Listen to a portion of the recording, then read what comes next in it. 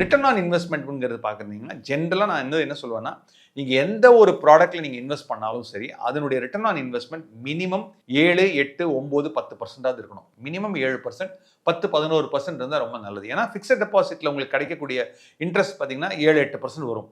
So நீங்கள் ஜென்ரலாக ஒரு ரிஸ்க் எடுத்து நீங்கள் ஒரு இன்வெஸ்ட் பண்ணுறீங்க அப்படின்னு சொன்னீங்கன்னா 8 ப்ளஸ் ஒரு 2% போட்டிங்கன்னா 10%. ஸோ நீங்கள் கான்சென்ட்ரேட் பண்ணுறது வந்து என்னென்னா, ஒரு 3 விஷயத்தை கான்சென்ட்ரேட் பண்ணணும். எந்த ஒரு கோலுக்கு நீங்கள் பிளான் பண்ணாலும் அதில் என்ன சேஃப்டி இருக்குது, அதில் என்ன லிக்விடிட்டி இருக்குது, எவ்வளவு ரிட்டர்ன் ஆன் இன்வெஸ்ட்மெண்ட் வரும் அப்படிங்கிறது பார்க்கணும். ஸோ இப்போ நம்ம பார்க்குறதுலாம் வந்து கோல் பிளானிங் பற்றி பார்த்துட்டு இருக்கோம்.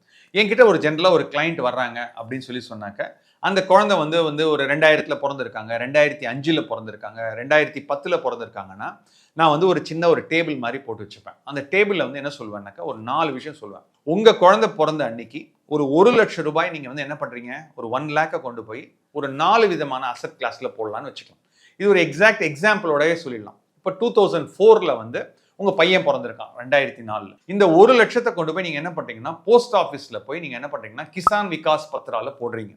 அதுல வந்து ரூல் ஆஃப் டபுளிங் அப்படின்னு பாத்தீங்கன்னா, கிட்டத்தட்ட வந்து 10 வருஷத்துல அந்த டைம்ல இன்ட்ரெஸ்ட் ரேட் கம்மியா இருந்தது. 7%, 6% தான் இருந்தது. கிசான் விகாஸ் பத்ரா வந்து 10 வருஷத்துக்கு ஒரு தடவை தான் டபுள் ஆச்சு. ஸோ 2004ல் நீங்க 1 லட்சம் ரூபாய் போட்டிருந்தீங்கன்னா 2014ல் கரெக்டா பாத்தீங்கன்னா 2 லட்சம் ரூபாய் ஆயிடும். 2024ல் போட்டீங்கன்னா அந்த 2 லட்சம் 4 லட்சம் ஆயிடும். ஸோ ஒரு கிளைண்ட் வராங்க அப்படின்னு சொன்னாங்கன்னா, அவங்களுக்கு நிறைய இன்வெஸ்ட்மெண்ட் ஆப்ஷன்ஸ் இருக்கு. இந்த இன்வெஸ்ட்மெண்ட் ஆப்ஷன்ஸ்ல போஸ்ட் ஆஃபீஸ் இருக்கு, கோல்டு வாங்கலாம், ரியல் எஸ்டேட் வாங்கலாம், அதே மாதிரி மியூச்சுவல் ஃபண்ட்ஸில் போடலாம், ஈக்விட்டிஸில் போடலாம். ஸோ அவங்க கிட்ட நாங்கள் சொல்றது வந்து என்னன்னாக்க, எல்லாத்தையும் ஒரே இடத்துல போடாதீங்க.